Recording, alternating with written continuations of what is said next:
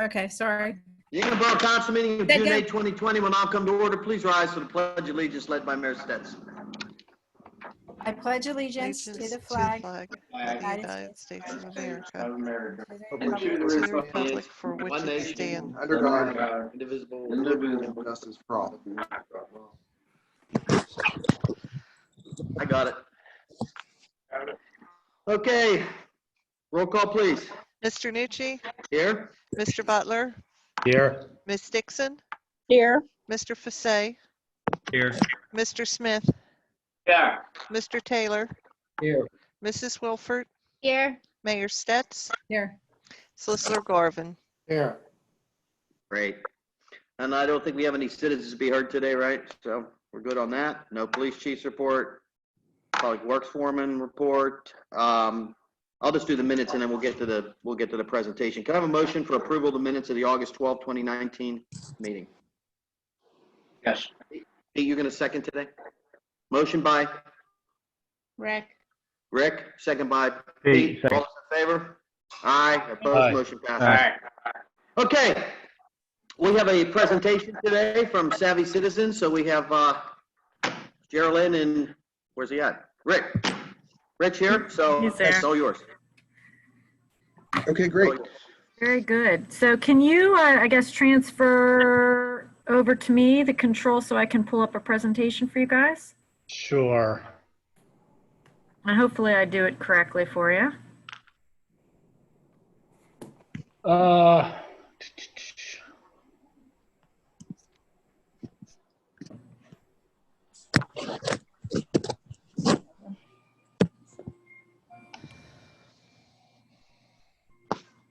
So I guess I can make Or make me the presenter. I think Make you it's host. 3 little dots. Is it by me? It might be. If you click my box, I guess maybe upper right-hand corner, the 3 dots, I think for you, it'll show that as an option since you are the, I'm sorry. that's okay. If not, All I have is the ability to make you the host. That's what you need to do so Yeah. she can share her screen. and then I can That's give it back to you. You can tell me Yeah. how's that? Okay. Okay, you are the host now. So I'm going to bring up a presentation. Can you guys see that? Not, Not yet. Yeah. not yet. Let me know. Nothing yet? Nope. Okay, let me see. Let me go back. Hold on one second. Let me see where there's a share my screen. Hold It on should be one down on the second. bottom in the middle. I Bottom, see. yeah. Oh, share screen. Okay, hold on a minute. Here we go. You guys see it now? There it Yes. is. Yes. Okay, it's working. Is it working now? Yes. Yes. Awesome. Okay. Well, Okay, there you go. we'll start. I'll start out and then Rich will join in. But thanks for Sure. the opportunity to speak to you guys tonight. We're very happy to do so, even though it's virtual. We are excited to introduce Savvy Citizen to all of you. We both work on the Savvy Citizen team, and we're seeing a lot of great advantages to those communities that are using Savvy Citizen to communicate directly with their residents. So, Rich, Sure. do you want to? Okay. Yeah, I can talk a little bit about, so our company is Management Science Associates. We were founded in 1963, so we've been around for quite a long time, 850 employees. About 600 of those folks are located in Pittsburgh, and I can guarantee you a few of those folks are residents of Ingram. Basically, we're a data analytics and technology firm. We're in many different verticals, everything from CPG to gaming to steel to government work.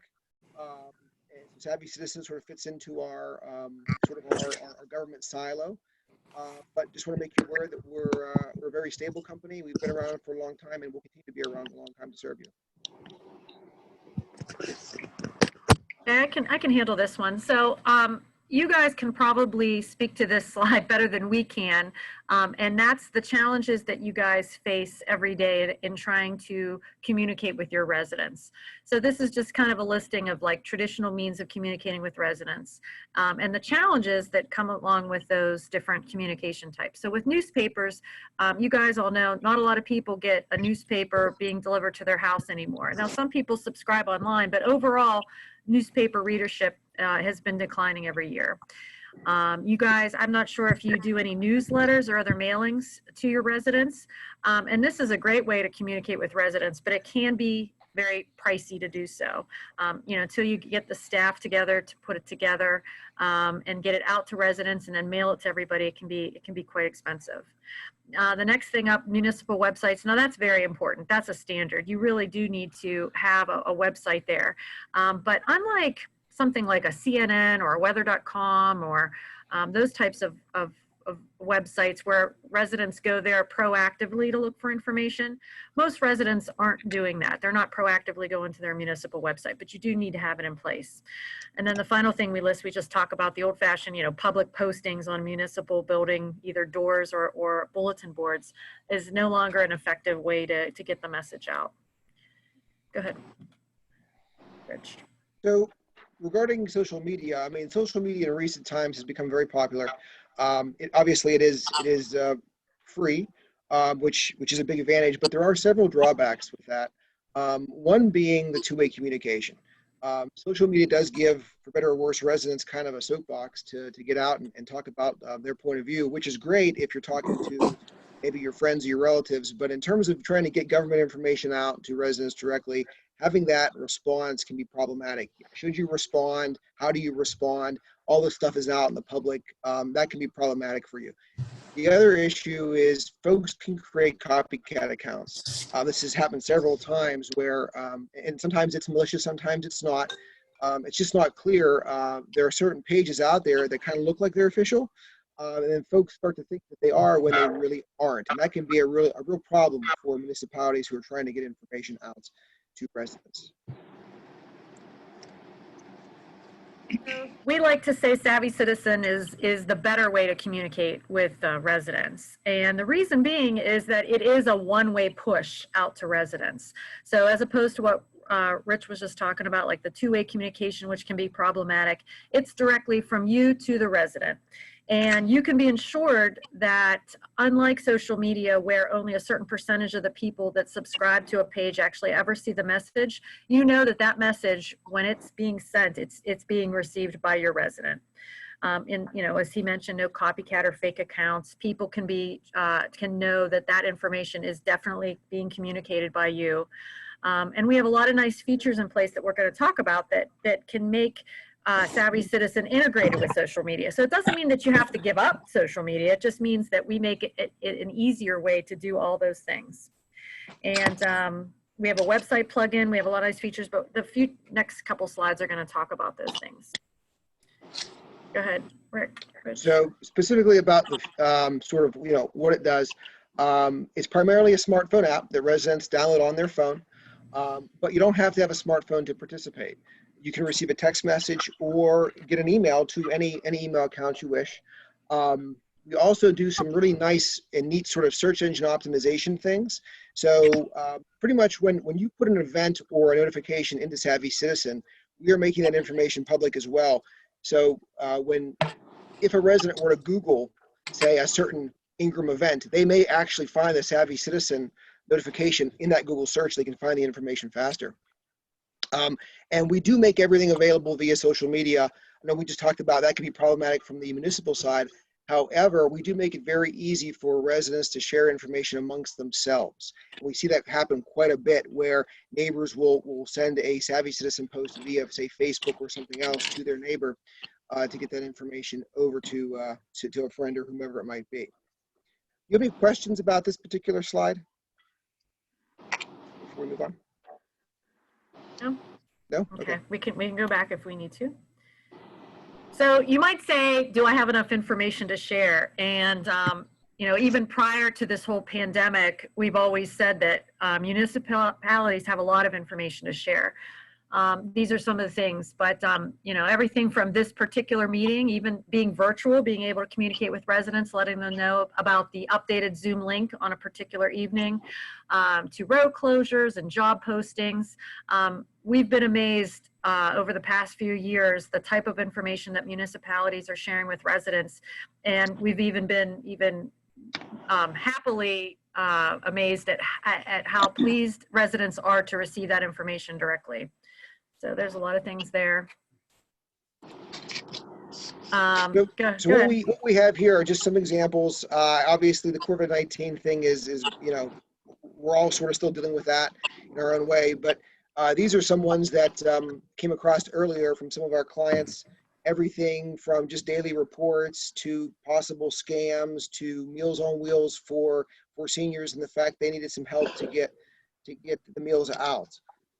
So it was actually kind of interesting to have Savvy Citizen in place at several municipalities in the area and watch how they use the system during the situation. And we saw a record number of notifications and record number of signups with residents just because it was kind of the go-to source for information like this.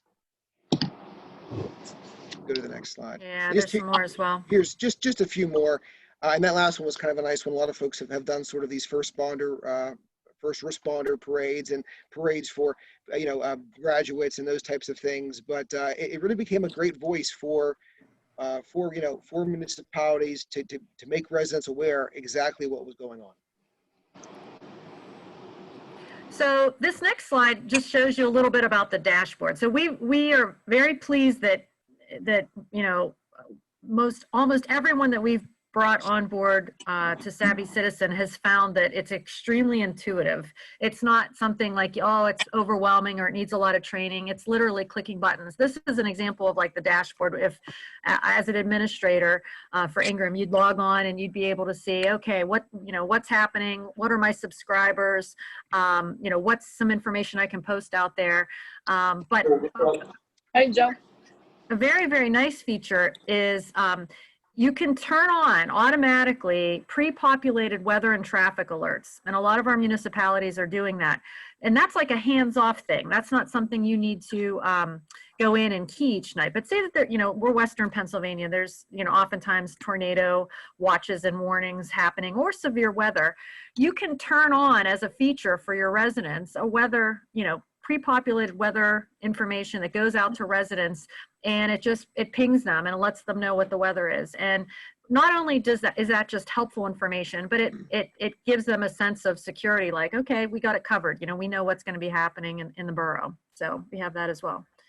Same thing with the traffic alerts. It uses data from, what is it, Rich? Google MapQuest. And it basically senses, it knows the streets and the geography of what your borough covers. And if it senses any major traffic events or delays on your roads, it'll just automatically send out a little alert and let them know that as well. Go ahead. You want to cover this one? Sure. So this is the interface that one of your administrators would see when they go to create a notification or an event. It's very straightforward. You simply select the category, select who you want to notify.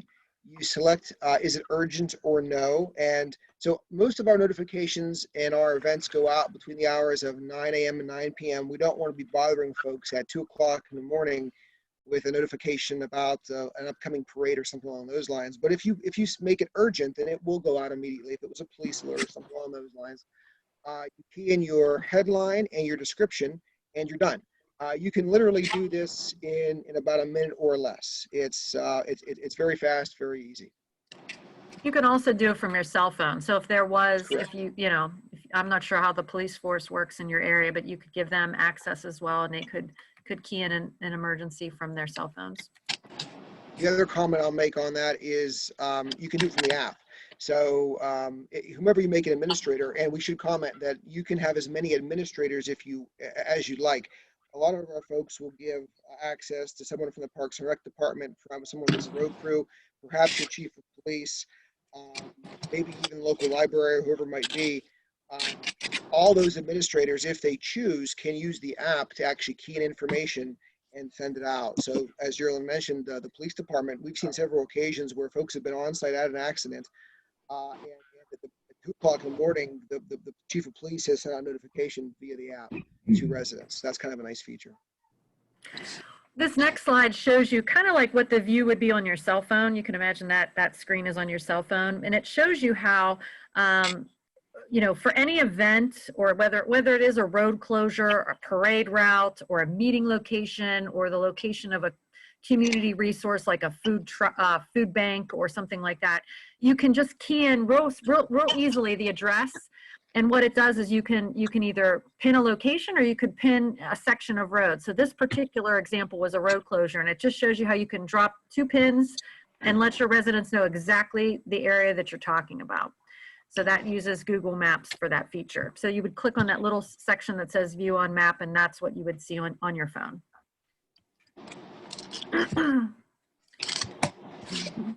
So this next is the actual calendar view. A lot of our residents choose to use the Savvy Citizen calendar on their existing website.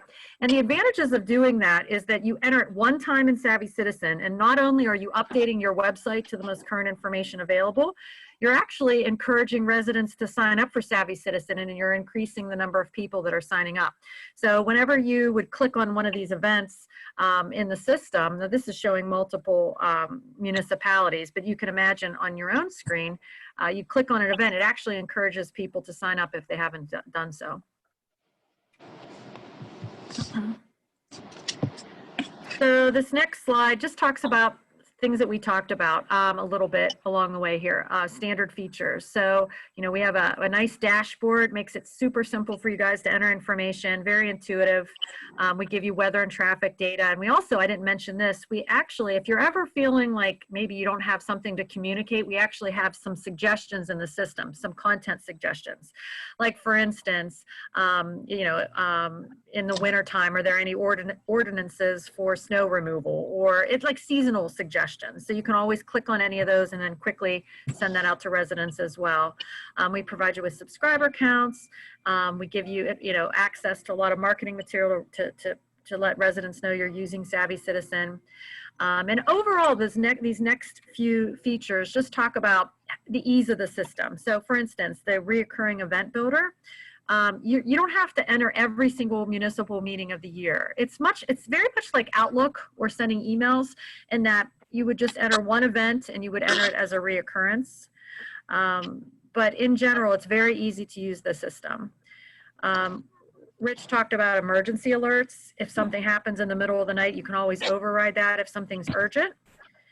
And basically you can also schedule notification and event reminders. If you would join us today, you could actually get a lot of different events and notifications pre-populated and have them going out as you want them, but you can get those scheduled in advance.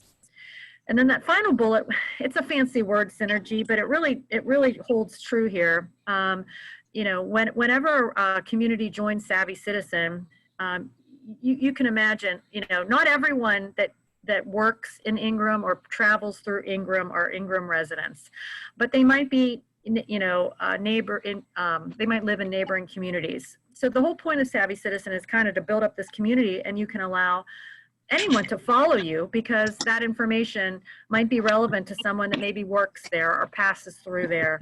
And that's kind of like the philosophy that we use with these communities. Do you want to cover this, Rick? Sure. So this actually is another screenshot of the feature that Geraldine was talking about earlier. This is the calendar plugin. And as you can see, this one is for Plumber, who's one of our clients. Actually, Craftsman, I'm sure you folks know quite well, is a client of ours as well, and they have the same feature. I should have grabbed their screenshot. But as Geraldine mentioned previously, it's a great feature. It takes the Savvy Citizen notifications and events and integrates it directly with your calendar. So it's a one-stop shop in a sense that, you know, you only have to update the system one time. You put the notification or event into Savvy, and it updates your calendar, and you're done. And everything's in sync, so you don't have to worry about anything else. This is another optional feature called targeted notifications. And what this one does is this will enable you to draw a box inside of your municipality and send a notification only to folks who reside inside that box. So maybe you've got a water main break or something very localized that's going on. You don't want to blast the entire borough with information. You can go through and just draw that box on the map, and the system will send a notification to folks who live inside that box. So this next slide, you might say, well, how will residents know that we're using Savvy Citizen? So this is where we lend our expertise and we help you out a lot. You, as part of your subscription, you pay a couple $100 to get set up, and we provide you with marketing materials and basically letting your residents know that you're using Savvy Citizen. So we help you with those things. So it lists a few things here. From traditional, we give you access to posters and handouts and mailers, road signs as well. With a lot of the clients, we've done like a little newspaper press release, just kind of getting the word out there. This next part, how we talked about how Facebook maybe isn't the best way to communicate with residents because you're only getting about 10% of your followers seeing your message. In this case, we use Facebook effectively by running these really low cost ads that target your residents based on their zip code. And we've had great success in getting residents to sign up for Savvy Citizen through that. So that's something we do all on our own. It's very hands off for you. We have the experience in doing that. And we give you tons of things that you can make mention on your website about Savvy Citizen. And if you do send out a newsletter or other communications, we give you content for that. But all these little things, what they do is they're just little impressions. And they say in marketing, sometimes it takes like 3 to 8 impressions for someone to actually take action. So all these little things, all we're doing is making your residents aware that this is the way you're going to communicate with them. And we've had great success in getting people signed up. So, and the picture on the screen there is one of Youngwood Borough's Facebook ads that we ran for them last summer. Go ahead. You want to do that, Rich? Sure. So this is just kind of a recap. It's just, why Savvy Citizen is a good choice for Ingram. Obviously, we're trying to improve communication and your relationship with your citizens, increase citizen participation in local government and community activities. As we mentioned before, you can give all of your departments access to the system to get the information out. It is more trusted and reliable than social media. It's one way, which is a real plus. It can work with any type of website in terms of the integration piece. It's 100% standalone, so you don't have to get any of your IT folks or whomever might be involved. We handle all of that for you. There are no ads, and we do think it's fairly affordable. So do you want to go to the next slide? Mm-hmm. So this is the pricing. For Ingram, it's $99 a month, or if you'd like to go for a year, we'll give you a 1-month discount. So basically, it would be $10.89. There is a one-time setup fee of $300. That's to go to the things that Geraldine had commented about before, all the marketing, the road signs and the Facebook ads and those things. And then if you're interested in either the optional features, the calendar plugin, or the zonal notifications, that's an extra $20 a month. Do you have any questions on the pricing or anything we can explain on this slide? You guys, I think I saw you last at a COG meeting, and there was a Char West COG discount. Would that apply, or is that over? We can give you a discount. Sure. Okay. Yep. So it'd be like I think free it was. the first I think year? I think we offered. Was it 2 months off on that one? I don't know off the top of my head here. We I can can go look it back up. and Yeah. Get back to us on that, please. We'll honor that. That's no problem. Is Okay. the zonal notifications the box? Yes. Correct. Yes. Yeah, I don't. Yeah. Can you send us some maybe contract information or somehow get it over to us? And what I'd like to do is have the General Government Committee look at that. I'm in favor of doing this. I don't know how anybody else feels about this, but I wish we'd have had this pre-COVID. Would have been very helpful. But if you could send us some information as far as the contract, and we could have our solicitor look that over, and then maybe we could sit down and I also want to have the committee look at how we're going to set this up and what their recommendations are for implementing and everything. So Sure. I think we're all. Does anybody have any other questions? Hey, Geraldine, it's Bob. I'm the solicitor. What kind of security do you have in place protects on borough side and also the resident side. On the resident side, Rich, do you want to talk to that a little bit, or do we have a brochure or anything that speaks to that? Because I think we had a question before, and I know I was checking with our technical team on that. I don't think I have it handy. I missed the first part of the question was a little garbled. Was that about security? Yes, security, and I don't have the acronyms on the top of my head. Yeah, I agree. We'll send you information on that. Yeah, Okay.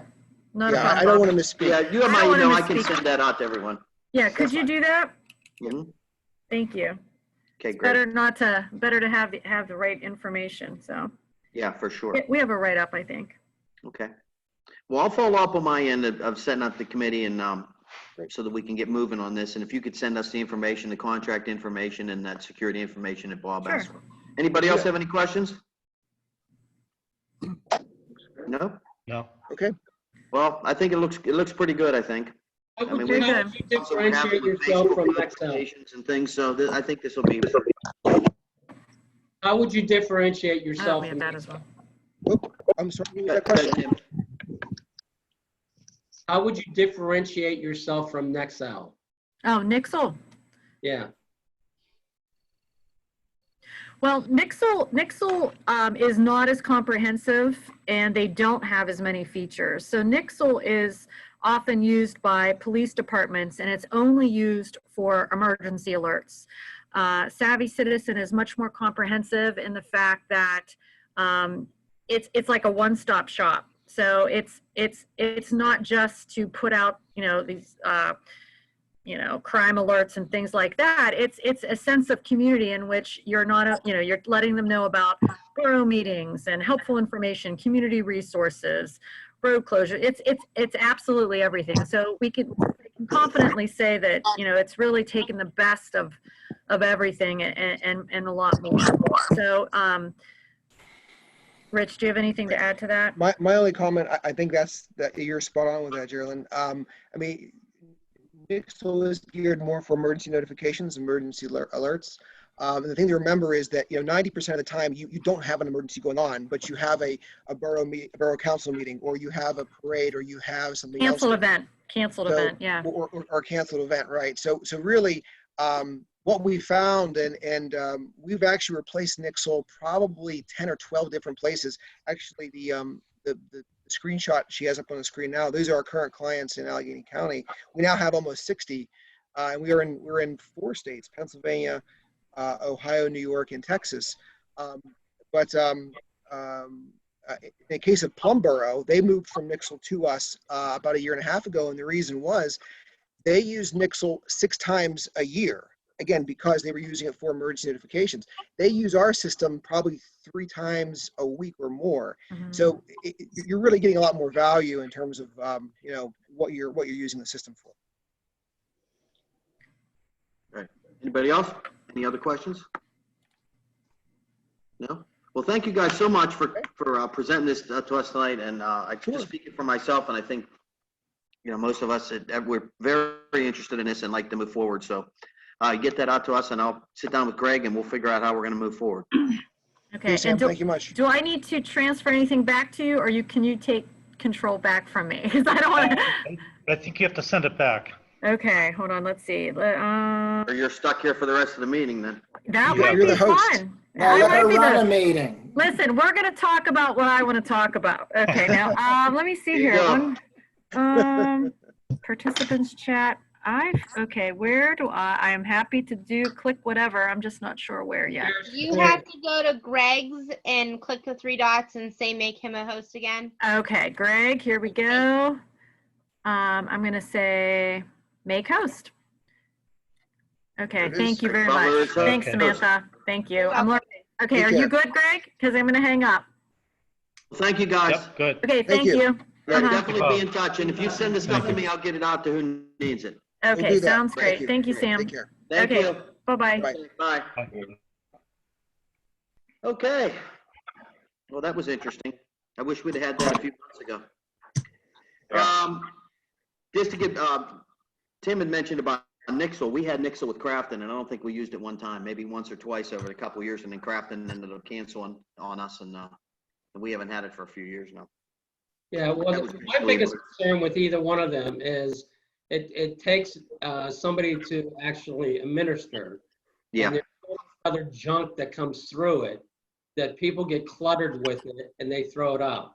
I had Nexel for about a week and I was getting so many freaking emails that were totally irrelevant that I just can't. yeah. Well, talking to people in Crafton who have had this for a little while, apparently it's very customizable of what you really want to see or don't want to see. Because I've had that same conversation that people are getting inundated with a bunch of crap, and that they said that they could eliminate all that and just get the notifications that they wanted. And so most of them that I spoke to actually had it real pared down to just a few things. That was my concern too, that you're getting just hammered with all those things. But we'll look at it. You know, we'll sit down with Greg and the committee, and we'll figure out if we want to move forward and how we're going to do it.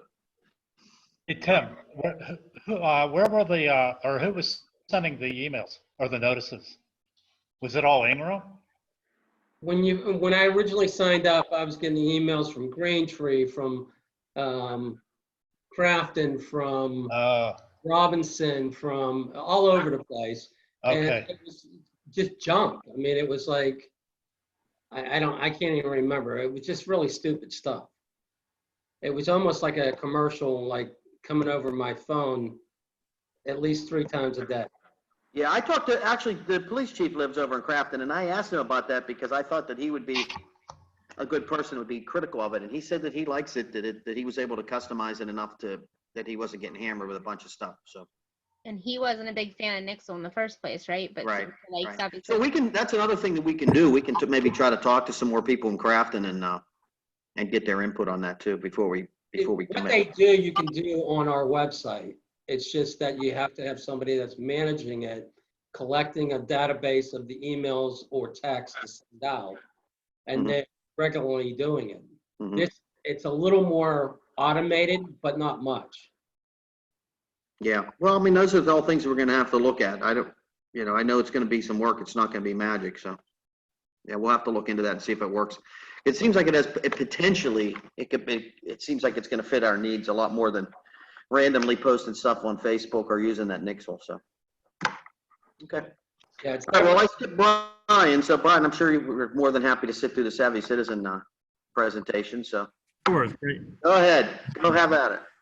Thank you, Mr. President. I have an update on Wheeler.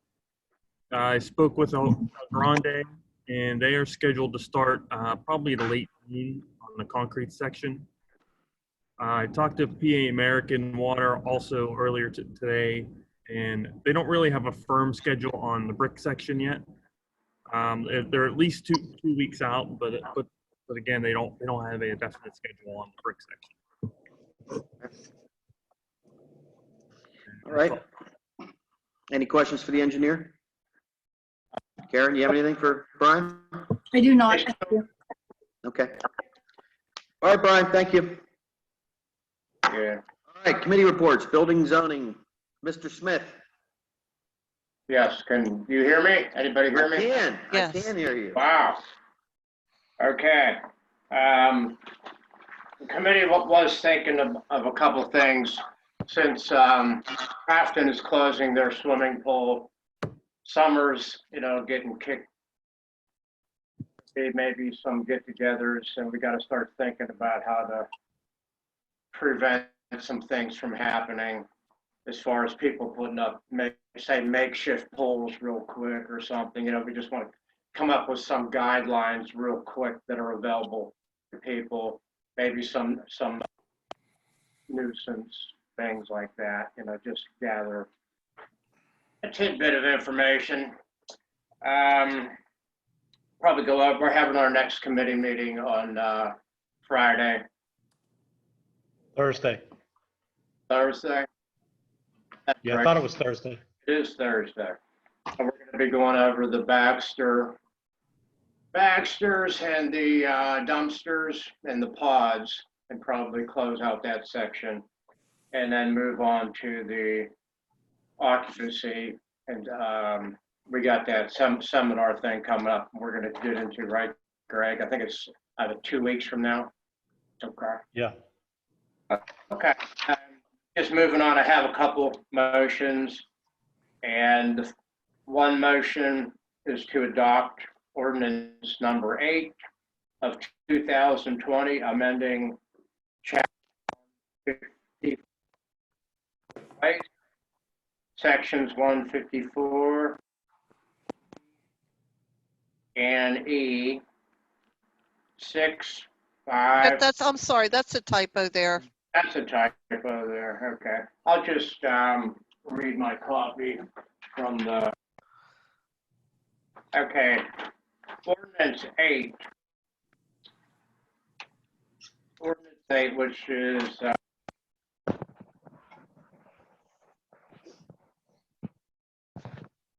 let's see here. 154 solid waste. And what we did is 154-4D, we completely,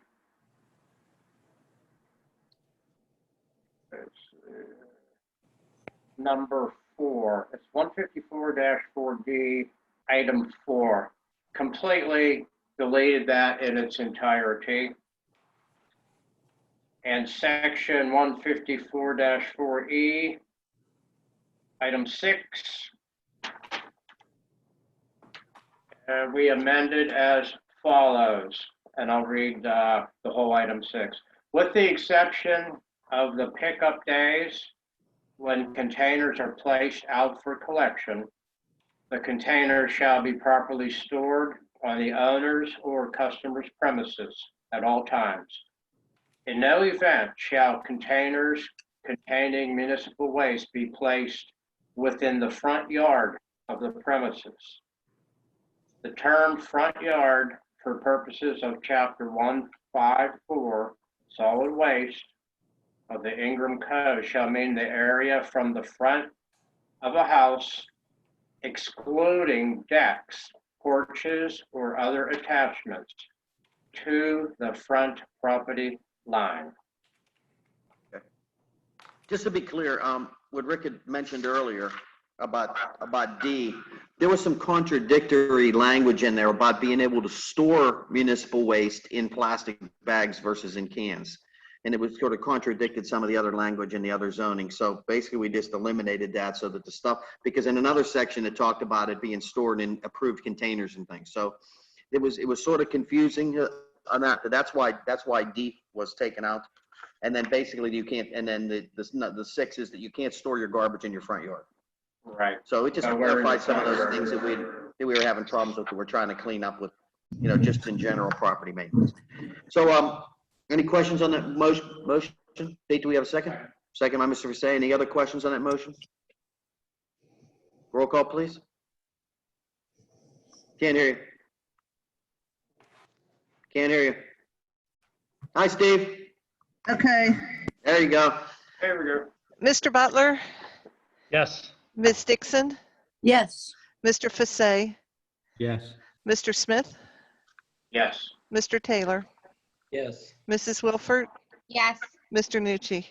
Yes. The signed copy's on your desk, Debbie. Okay, thank you. Okay. What else you got, Rick?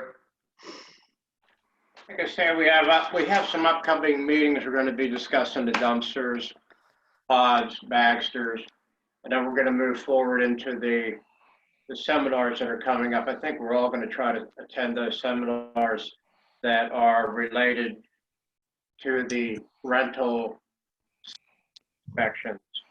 And I think after that, we'll be moving forward at a good pace as far as getting that out of the way, getting our rental register list together and so forth.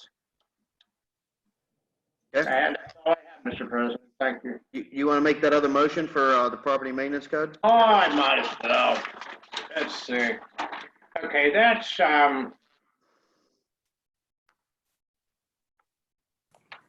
motion to advertise an ordinance adopting the 2015 International Property Maintenance Code.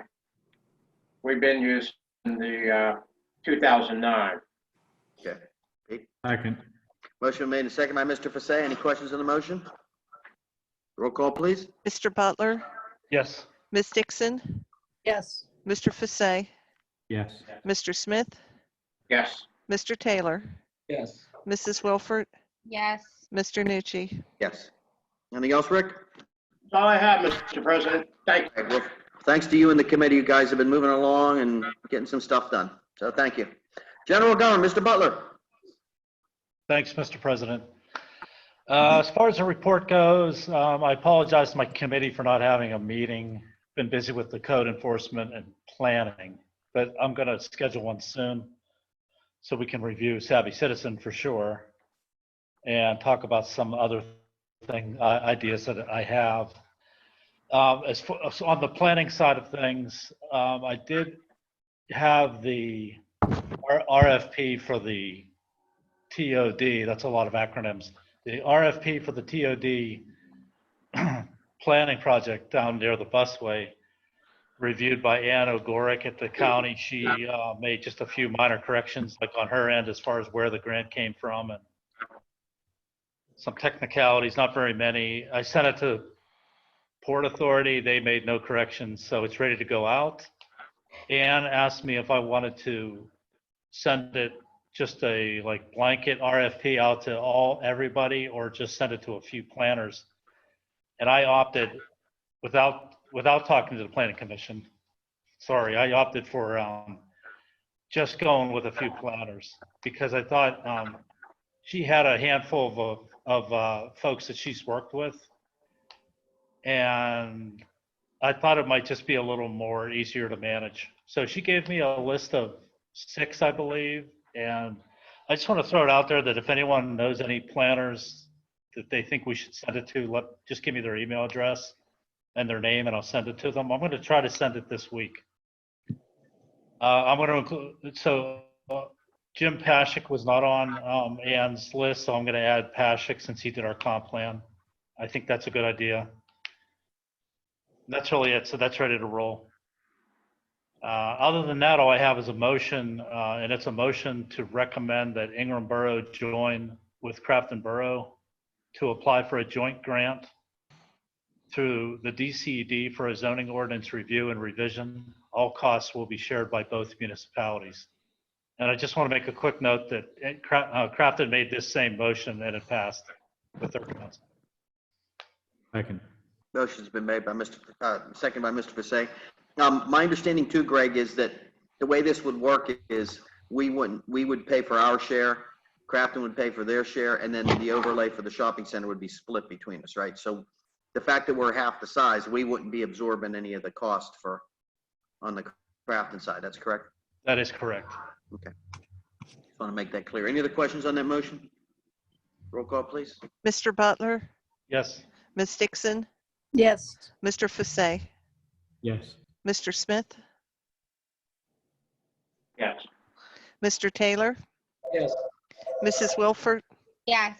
Mr. Nucci. Yes, yes. And we have no idea what match would be or anything, and we can always, once we see if it's approved, we'll go from there. Okay. Anything else, Greg? That's everything. I guess we're gonna, we probably need to talk about opening the borough building soon. Yeah, I have that in my thing here. Yeah, I don't know. Okay. Well, we can talk about it now. Greg and I talked about this a little bit. My concern with opening the building right now is with things just opening up now, and I don't know what you guys have seen, but it seems like everyone is sort of foregoing masks or wearing them down here with their noses sticking out. I would like to wait a little while to see if this spikes again before we do anything like that. I don't know how anybody else feels about it. I don't see any huge rush. Debbie, as far as you know, you haven't had any giant problems. People are still getting what they need to get, right? And Pretty much. I mean, we have a system worked out. I have a note on the door that if there's a delivery, which sometimes they follow it, sometimes they just leave it outside like today, but they usually just call the office, and if somebody's dropping off something, they usually call first, and I just tell them, call the number you just called and I'll meet you at the front door. And we exchange building permits and tickets and things like that. one of the other things I discussed with Greg earlier was we talked about, it's sometime soon here, we're going to have to open it up. But there's so many people that come in and out during the course of the day that we don't even know that they're here, that we were talking about maybe making the women's bathroom, a staff bathroom, and the other bathroom, a unisex bathroom like we have downstairs. We don't get that many people generally. It's the summer, so we're not going to have groups in here. And I certainly don't think that we can have groups in here over this. If the building's going to be closed, obviously. The only issue we had was, I guess ARP was supposed to be in June, but one of the requirements from the CDC guidelines was no sharing of food and groups and things like that. So we're not going to be renting the building out anytime soon anyway. And we'll get to the park part of that. But so does anybody have any comment on that? I mean, I'd like to leave it at least closed for a little while longer until we see what happens with these new easing of restrictions. I personally agree with that completely. And if there's no problems with the residents, I think we're fine. Anybody else have a comment? No problems with that? Okay. Yeah, I mean, I don't foresee it being a whole lot longer, but I'd like to see what happens with all this easing with people not wearing masks now and things like that. So hopefully it works out and we can open them up. Oh, and a side note to that, Edna is coming back to work, not today, but next Monday. So Debbie, you spoke to her. Right. So we're good on that. We got naked kids running around behind. Strutting his stuff. Don't you wish you had a set of abs like that? Like, I guess. I just saw something today. I guess one of the Cuomo's his wife was doing some kind of yoga video, and he was out walking around naked or something in the background. So I guess He had shorts on. Okay. All right. So actually, Samantha's going to talk about this in her report about the signs, but when we ordered some park signs, I ordered a couple just small unisex and staff bathroom signs, just in that same material that we use for the no smoking signs. So they should be pretty good. So, and Steve's looking into some ways that maybe we can secure the staff bathroom so people can't just go in there during the course of the day. So we're looking at those things. Nothing's been decided yet. The committee's going to have to figure that out. But for the short term, I thank you for your support on that, everyone. That I think we should leave it closed here in the short term. And let's get Edna back to work and see where we're at here in a few weeks. All right, anything else, Greg? That's everything. Thank you. Highways, Ms. Dixon. Thank you, Mr. President. Our committee met on our first Monday of the month, as usual, at 2 o'clock via Zoom. And I thank Brian for his agenda. One of the things that we did discuss that could impact some of the residents is that we had asked for applications for summer help, and a directive came from our risk management carrier, and they suggested that we had many standards to comply to for COVID-19 that we don't feel we can comply to. So we're not going to be hiring summer help. The other thing that we had to discuss was what we're going to pave this year. Obviously, the 2019 road program is Wheeler. It's moving forward, as Brian stated. And then our other discussion was to find out what Crafton's doing with Ingram Avenue. As we had talked last year, we were going to pave part of Ingram Avenue along with Crafton. So we're going to find that out, and also look at microsurfacing, which we looked at, and that would be Runnymede, Cloud, and Winlock. And I do have a few motions tonight. Let me jump back real quick. Brian, do you know anything about Crafton's paving schedule did you check with anyone? I don't yet. I know it's part of their 2020 road program. 2019 road program. Yeah, they bumped it. 2019's done. They bumped it to the 2020. So I don't know when that contractor is starting, but I can find out. Okay, thank you. Sorry, Karen. Go ahead. Also, another engineer. Yeah, Brian. They're using another engineering firm, right, for the paving? Yeah. Yeah. Okay. All right, Tim, you had a question? Yeah, with regards to the Char West document for the curbing, I think we're going to have to do something with Admiral Dewey in order for it to meld into what Crafton was doing. I think it was Admiral Dewey. It would be North Dwayne. North Dwayne. Sorry, you're right, North Dwayne. Yeah, North Dwayne. Well, there's still some flexibility on that, depending on paving and things like that. Basically, with the fact that we're doing curb, as long as we jump through the proper hoops, we can adjust the locations if we need to. Okay. Okay. All right, Karen, what do you got? Okay, and what I have is a motion to authorize an expenditure in the amount of $29,008.71 to SHACOG for Ingram's share of the joint pipelining project, year 13, as outlined in the engineer's letter of May 6, 2020.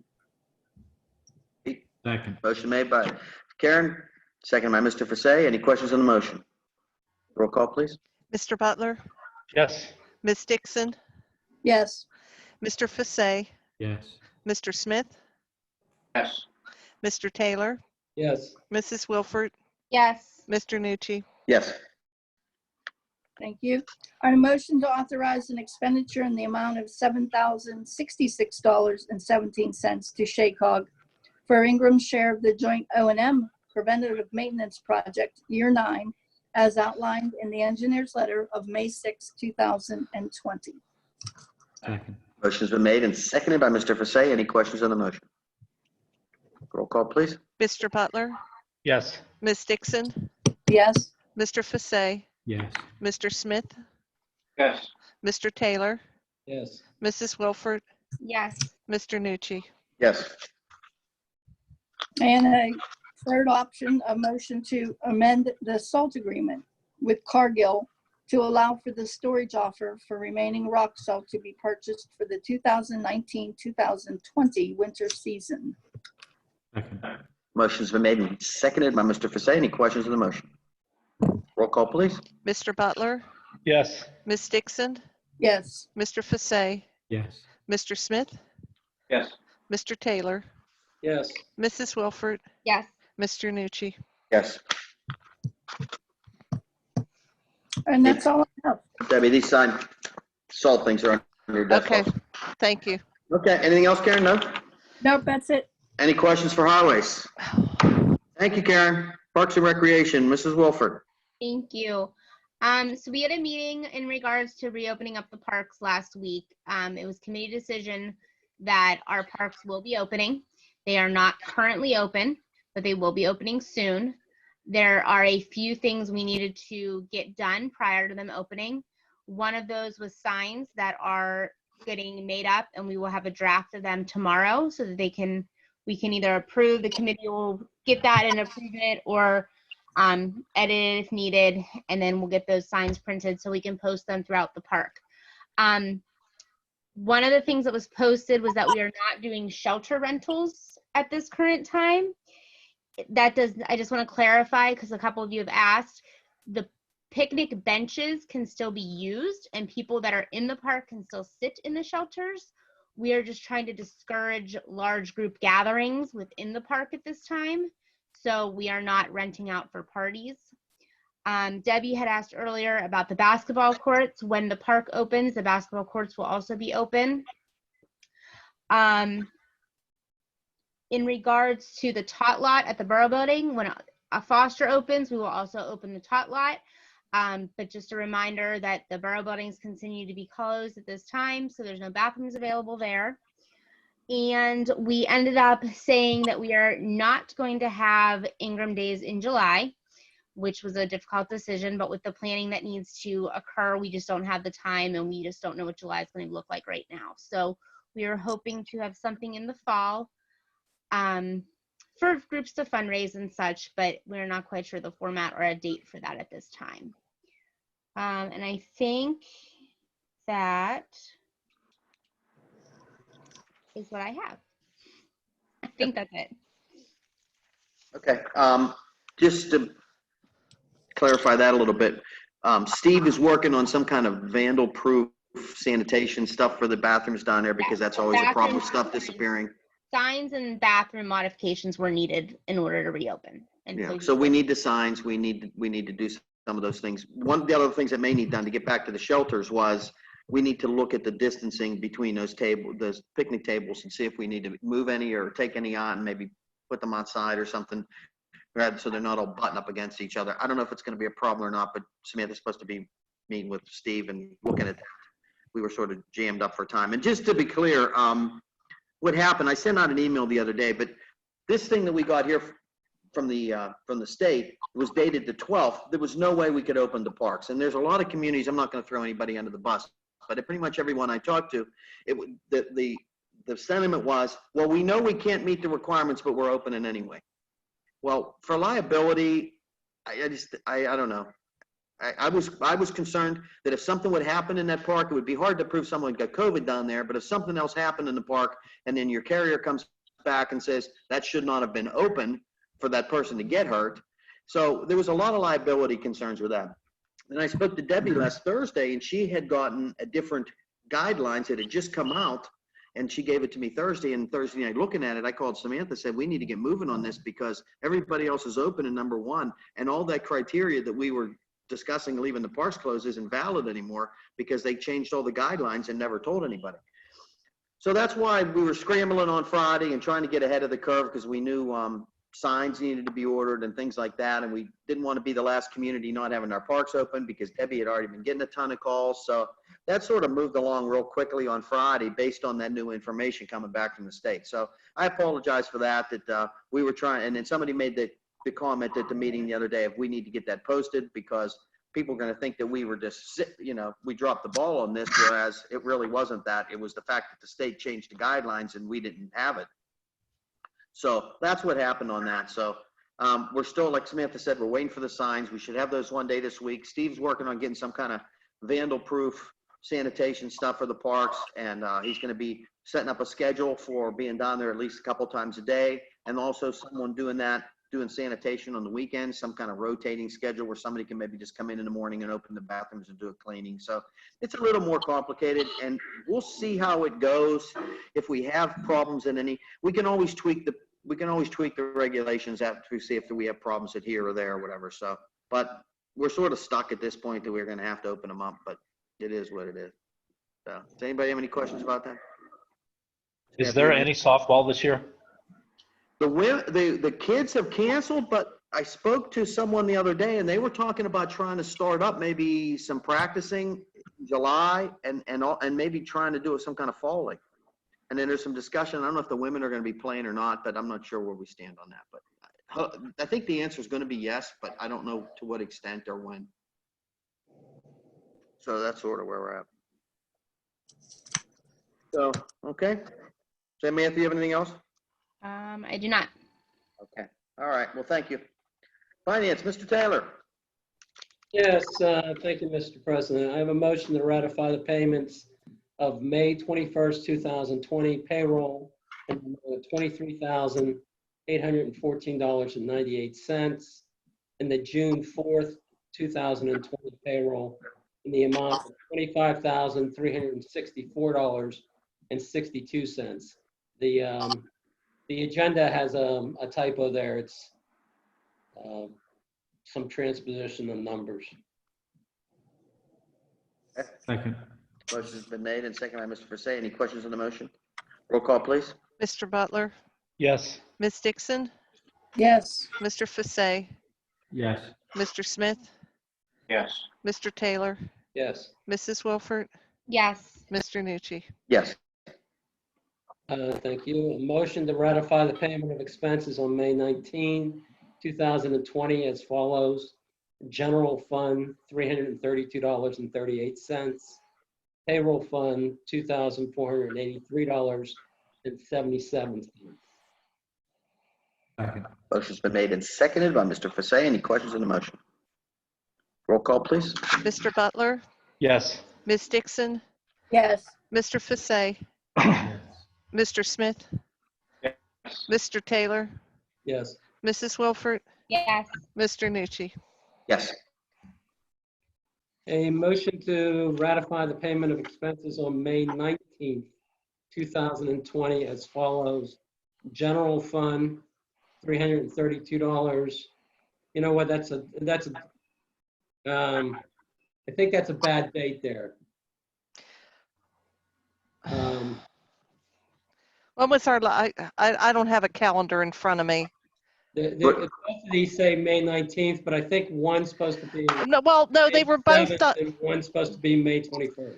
Well, they were both done on May 19th. One was for the payroll prior and one was for the payroll that was coming up on the 21st. All right. So back to that one. Motion to ratify the payment of expenses on May 19, 2020 as follows: General Fund, $332.38, and Payroll Fund, $2,090.55.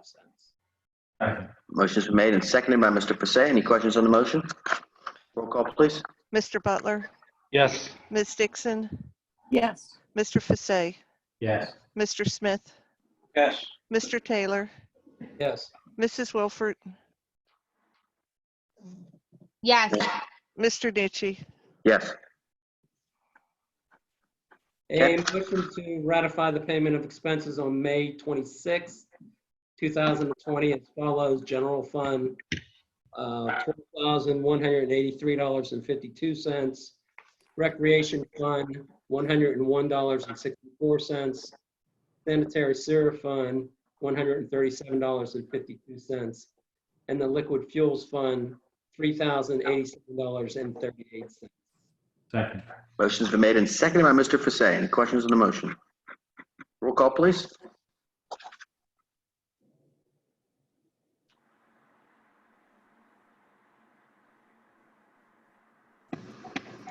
Sorry about that. It's okay. We're good. Ms. Dixon, What about Mr. Butler? I'm sorry, I thought there was a yes vote. Oh, Yes. Ms. Dixon, yes. Mr. Fasay, Yes. Mr. Smith, Yes. Mr. Taylor, Yes. Mrs. Wilford, Nod your head, Samantha. I'm sorry, Maddie keeps running in the room. Yes. Eat her. I'm not beating my daughter. Mr. Nucci. Yes. And finally, a motion to pay the expenses for June 8th, 2020 as follows: General Fund, $25,788.54. Recreation Fund, $214.97. Sewer Fund, $41,325.80. Payroll Fund, $2,463.56. And the Liquid Fuels Fund, $48. Second. Motion's been made and seconded by Mr. Fasay. Questions on the motion? Roll call, please. Mr. Butler, Yes. Ms. Dixon, Yes. Mr. Fasay, Yes. Mr. Smith, Yeah. Mr. Taylor, Yes. Mrs. Wilford, Yes. Mr. Nucci. Yes. Okay. Anything else, Tim? No, that's all, Mr. President. Thank you. Thank you. Police and Fire, Mr. Fasay. Thank you, Mr. President. Sort of a quiet month in Ingram. Fire calls were only 2 from May 10th to June 5th. May 23rd, at the get-go, there was a call for a possible car fire. It was smoking but no fire. And on May 28th on Charlton Street for tree down on electric wires. Kane Electric was called. Other than that, that's pretty much quiet for our fire department. And I do have one motion. And it's a motion to purchase 8 helmets for the police department from Super Seer Corporation in the amount of $1,584. This is to supplement the police officers' protection just in case they wind up in a little bit of a hostile environment. Okay. Do we have a second? Second. Motion seconded by Ms. Dixon. Any questions on the motion?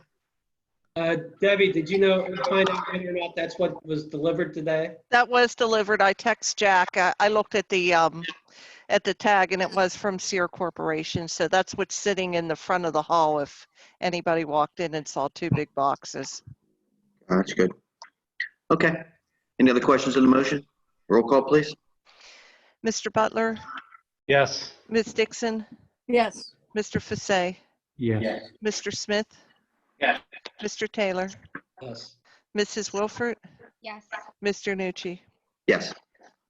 Anything else, Pete? That's all I have, Mr. President. Okay. Any questions for police and fire? Thank you. Mayor's report. Mayor Stetz. Thank you, Mr. President. We had 167 calls last month, and there's no check from the magistrate's office due to them being closed, but they are now open. Okay. Any questions for the mayor? Hey, Thank Sharon, you. I think you did that Memorial Day tribute. Is that correct? Yes. Yeah, I did not see it, but I know you did it because people were talking about it. So thank you. Oh, how horrible it was. I'm No, sure. No.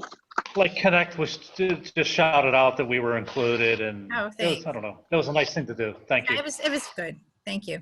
Thank you, Sharon. Okay, Secretary's report, Mrs. Stecco. Thank you. The borough had an audit of its liquid fuels fund for 2019. It was done electronically by the state and there were no findings. And I am working on obtaining a quote for the borough's property and liability insurance through MRM. This policy expires on August 1st. That's all I have. Okay, any questions for the Secretary? Thank you, Debbie. Solicitor's report, Mr. Garvin. Just a comment, everybody, including borough secretaries, to be commended for having things go as smoothly as possible. It's not over. Well, in the last 3 months, we all have been in what I call uncharted waters. And in this community in particular, things have gone pretty well. And trust me, I've seen things not go well in other places. But, you know, I'm saying for the past 3 months, especially the first month of a great amount of difficulty, you should be commended. That's all. Thank you, Bob. That's all I really have to say. Okay, any questions for the solicitor? Okay, Bob, thank you. President's report, I don't really have anything. If everyone's okay with this, I'd love to get away from these Zoom meetings. How about if we wait a few weeks, see what happens here, and then we'll talk about opening the building and whether we want to have a real meeting and or do this again for next month. Everybody okay with that? Let's give us a few weeks. Let's see where we're at in a few weeks before we commit to anything. If we're okay with that, then that's great. Any questions for me? Thank you. Any mute Karen? Greg, please mute Karen. Any old business or new business? Oh, just one thing. I do have one thing. He should pay you. Okay, so since we're talking about communication with the community, I'd like to bring up that the LED monitors again for the outside of the building on the stands. So I'd like to go ahead and measure that and see if we have if we can get them mounted, and then bring that up to new government so we can get that moving again. Okay. I'm all for that. Yeah, well, we're going through the committee with this with Greg, right? That's the. Yeah. Yeah, okay. So Greg, maybe we can set something up with Steve and we'll get that pulled out and get some measurements and see what it's going to take to retrofit that, and we'll go from there. Did you say it was about 8,000? Yeah, I can't remember what it was. I'll have to pull it back up. It sounds Good, familiar. that tool, yeah, close to it, somewhere around there. I know it'd be sure a lot easier. Well, I put the voting thing on there. Sharon, I saved the letters that you had put up before. Do you want to put that other message back up? Sure. Karen? Sure. Okay. Yeah, I didn't want to put them away because I didn't know if you wanted that back up. So, okay. All right. Anything else, anybody? We don't have any public comment, obviously. Could I have a motion to adjourn? So moved. A motion by Ms. Dixon, second by Mr. Faseo. All those in favor? Aye. Aye. Opposed? Thank you. Good night, everybody. Good night. Good Thank night, you. Karen. Bye. Bye. Stay safe. Lovely now. Bye.